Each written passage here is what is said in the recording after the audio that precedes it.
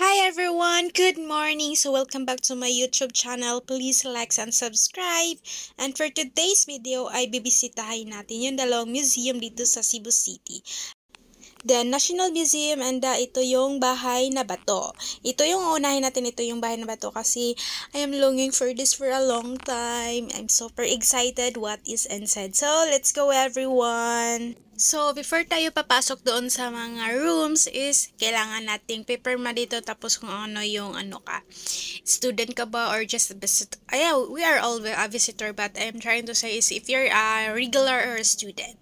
Kasi pag student ka may discount ka doon. Pag regular ka is 50 pesos yung bayad. Tapos pag student ka naman is 25 pesos. So, ayan yung explain na sa akin yung curator. So, I'm super excited everyone. So, let's go!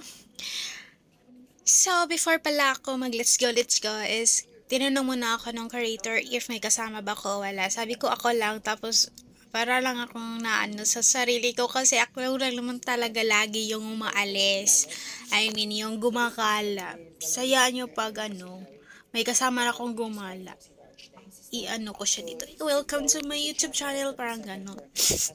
But I am super thankful pa din kahit ako lang mag-isa is na-enjoy ko pa din yung yung surroundings tapos yung ng paglalakad ko, yung mga pinupuntahan ko, ganon. So, please enjoy watching everyone. Ito na talaga siya. At nabis, hindi naman masyadong halata, no, na super amazed ako sa nakita ko. Ayan yung mga ano bang tawag dyan hindi ko na alam na may babasahin kasi doon kaya hindi ko matandaan. Ang dami-dami din kasing doon, ang dami-daming naka-display and then daming mga yung mga description ng kung kailan at kung sino yung sumusuot nun, ganon. So, yan lang. So, please enjoy watching the rest of the video, everyone.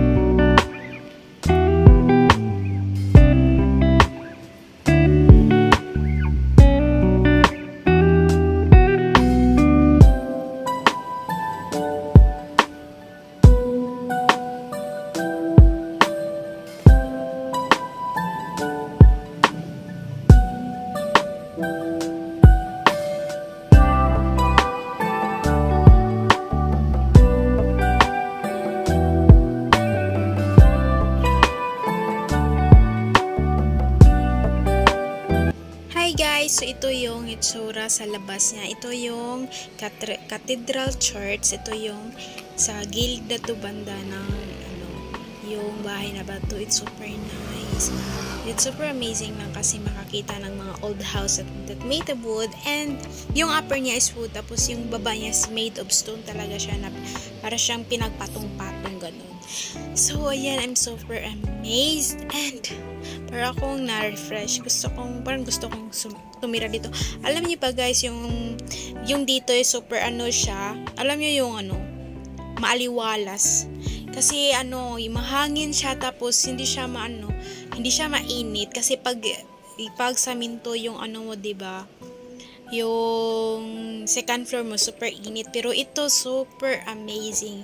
Hindi ako pinawisan dito. Kaya super amazing. So please enjoy watching everyone. So may mga stool din sila na hindi pwedeng upuan, at hindi din, lahat naman talaga na naka-display doon is bawal mo hawakan, bawal mo upuan, ganun. Pero may mga na talaga doon, mga display na talaga sila doon na sira na talaga sila.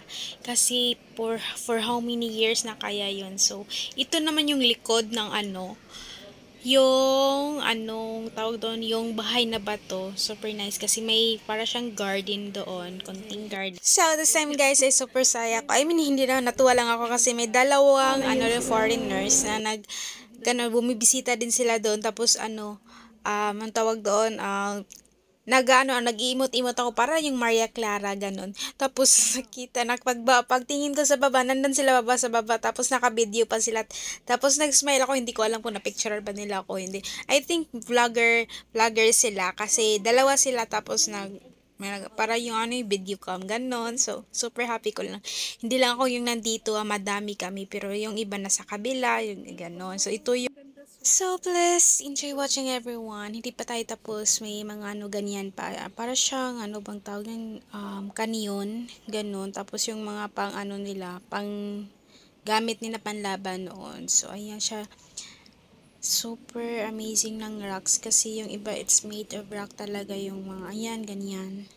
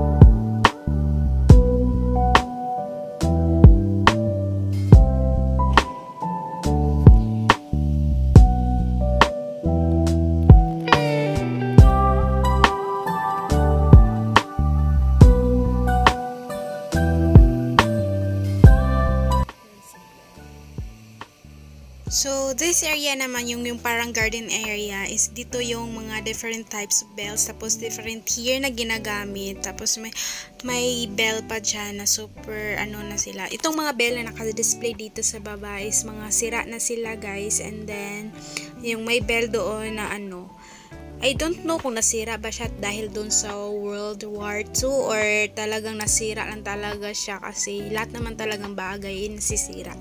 I'm not sure enough kung yun ba talaga yung reason kasi hindi ko naman mabasa kasi malabo talaga yung mata ko. Aside sa malabo yung mata ko is bawal mo siya lapitan ng todo-todo kasi may nakaharang talaga doon hanggang doon ka lang. Ganon. So, kailangan natin respetuhin yung mga rules and ano nila. Ayan o, may PC dyan. Bawal kang lumapit talaga. Bawal mo silang hawakan. For ano lang talaga sila. For eye sight lang talaga. For hanggang tingin ka lang ganon. So, ayan. Kung makikita nyo, ayan yun o. Sira na siya. I'm not sure ha kung bakit siya nasira kasi hindi ko naman mabasa yung kung ano yung nakasulat doon. Kasi para siyang tinagpas. Ganon. So, yan lang. Please enjoy watching everyone. Ito naman yung pinakamalaki yata. Kung hindi ako nagkakamali ha.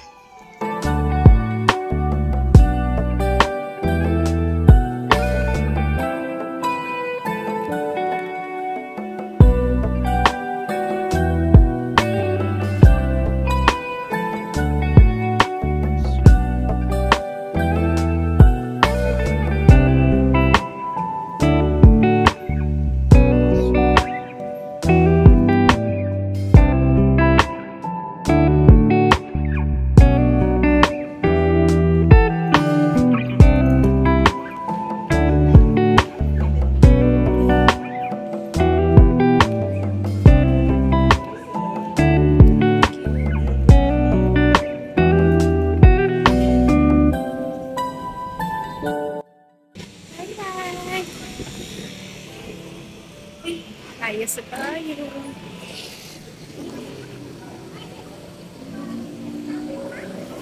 Super hard lang. My heart super true. And next natin is yung is our next. I cannot wait. Hello,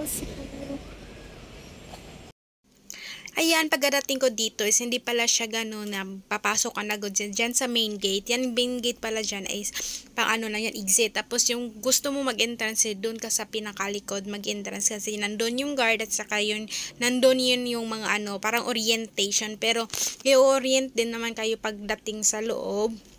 May mga taga-orient naman doon. So, ang isa sa mga guidelines doon is bawal ka mag-take ng videos sa mga naka-display. And then, yan lang yung nakuha ko na video kasi bawal talaga siya. May bantay. And then, ay maglalagay lang ko dito ng picture na pinaka-the best ko na nakuha. Yung ganun. So, that's all for today's everyone. Thank you for watching. Please like and subscribe. Bye! See you in the next video!